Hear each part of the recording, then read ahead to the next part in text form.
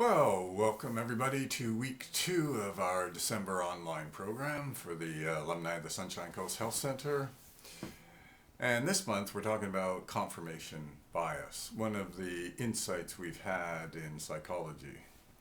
And confirmation bias, just to remind you from last week, is the idea that we will latch onto information that supports our attitudes, beliefs, and behaviors, and tend to be very skeptical about information that does not support our attitudes, beliefs, and behaviors.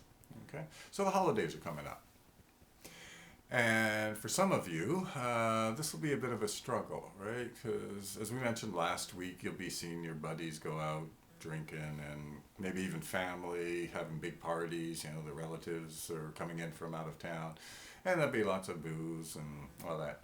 And you might start feeling, yeah, geez, I wish I could do that, right? Yeah, geez, they can all get away with this, but I can't, right? And you might start thinking like that, right? And if I can't join them, oh, geez, I'm just going to have a miserable time this Christmas. So here's some information for you to know about. Local support groups for people in recovery generally know this about these struggles that people have in early recovery. So what they do is they go out of their way to make sure there are lots of parties, lots of stuff going on, 12-step program, lots of meetings. Basically in big cities they'll run them 24 hours a day, 7 days a week. In fact, they'll even serve Christmas dinner in the local Alano clubs. They'll really go out of their way to make it an enjoyable time. Okay, so all of that is available to you. So you do, in fact, have an option. Now, because of confirmation bias, those of you who are already planning to do this or who already are convinced that this is a good idea, everything you've just heard from me, you will say, well, of course, that's so obvious, so we'll do that. But if you don't have that attitude, if you have the attitude, well, geez, I'd really like to join in with these people who are out drinking in the bars or drinking in the family party, then everything I've just told you, you'll, according to confirmation bias, become very skeptical about, or you'll disregard it or discount it, right? So here's the interesting thing. Now that you've got this good information that's very valid, and it happens with lots of people in recovery. They go to the local recovery center or the local Alano club. Very often they go out for Christmas supper, they volunteer, serve Christmas dinner to the underprivileged, they join in all of these activities. So now that you know that this is a viable thing you could do, something that has worked for Lord knows how many people in recovery, what would you do? Right? This is the kicker, right? This is what confirmation bias is all about, is to be aware that there's all this information, but you may have a tendency to dismiss it. So this is something for you to think about, right? How would you deal with this information that I've just given you? Are you willing to dismiss it and say, well, that's all got to be wrong, or that doesn't apply to me, or something? Or would you be willing to consider it? And if you're willing to consider it, this is actually one of the big keys.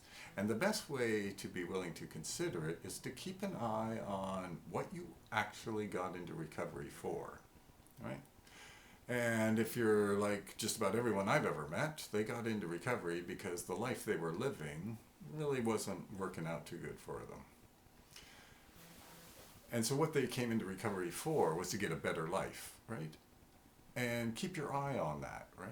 And if you can, even put, write it down, I want a better life, and then stick it to your refrigerator or stick it to the mirror in your bathroom so you see this every day, right? And if you do that, according to psychology, this will start implanting something in your mind, and you'll start becoming more aware of it, so that there will be less of a danger for you to think about, well, maybe I could have a good time. Maybe I could go to the local Alano club. Maybe I could go to the dances at New Year that are held there. Maybe I could go volunteer and serve turkey dinner to the less fortunate. Maybe if I'm stressed out, I could go to a 12-step meeting at 7 o'clock in the morning. All of these are viable options, right?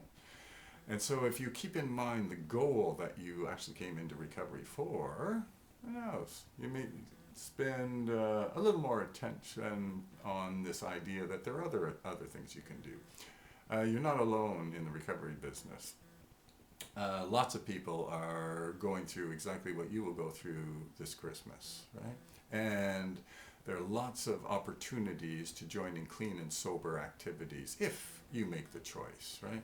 But because of confirmation bias, some of you, I don't really want to do that. But just be aware, one of the best tricks you can use is keep in mind the reason you came into recovery before. And this is my mentor's big comment, right?